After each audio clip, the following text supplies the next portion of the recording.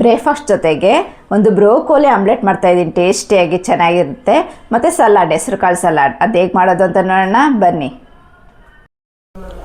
Broccoli omelette ಹೇಗೆ ಮಾಡೋದು ಅಂತ ನೋಡೋಣ ಬನ್ನಿ. ಮೊದಲಿಗೆ ಬಟ್ಲಿಗೆ ಬ್ರೋಕೋಲಿ ಹಾಕೊಳ್ಳೋಣ. ಸ್ಮ್ಯಾಶ್ ಮಾಡಿರೋ ಬ್ರೋಕೋಲಿ ಹಾಕ್ಕೊಂಡಿದ್ದೀನಿ ಬಟ್ಲಿಗೆ. ಈಗ ಎಗ್ಟೆ ಹಾಕ್ಕೊಂಡಿದ್ದೀನಿ. ಒಂಚೂರು ಉಪ್ಪು, ಪೆಪ್ಪರ್ ಪೌಡರ್ ಇಷ್ಟು ಹಾಕ್ಕೊಂಡು ಮಿಕ್ಸ್ ಮಾಡೋಣ.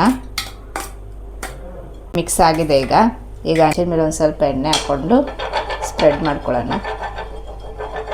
ಬಿಸಿಯಾಗಿದೆ, ಹಾಕ್ಕೊಳ್ಳೋಣ ಆಮ್ಲೆಟ್. ಒಂದು ಸೈಡ್ ಬೆಂದಿದೆ, ಇನ್ನೊಂದು ಸೈಡ್ ತಿರುಗಿಸ್ಕೊಳ್ಳೋಣ. ನೋಡಿ ಎಷ್ಟು ಚೆನ್ನಾಗಿ ಬಂದಿದೆ. ನೋಡಿ ರೆಡಿ ಆಯಿತು ಬ್ರೋಕೋಲಿ ಆಮ್ಲೆಟ್. ಎಷ್ಟು ಚೆನ್ನಾಗಿದೆ.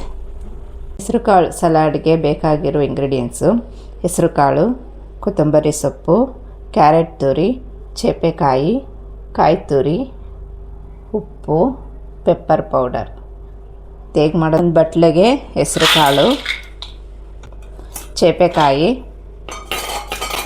ಕ್ಯಾರೆಟ್ ತುರಿ, ಕೊತ್ತಂಬರಿ ಸೊಪ್ಪು, ತೆಂಗಿನಕಾಯಿ, ಒಂಚೂರು ಸಾಲ್ಟ್,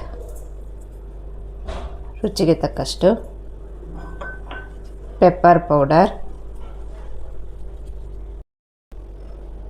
ಕಡಲೆಕಾಯಿ ಬೀಜ ಇಷ್ಟು ಹಾಕ್ಕೊಂಡು ಮಿಕ್ಸ್ ಮಾಡ್ಕೊಳ್ಳೋಣ.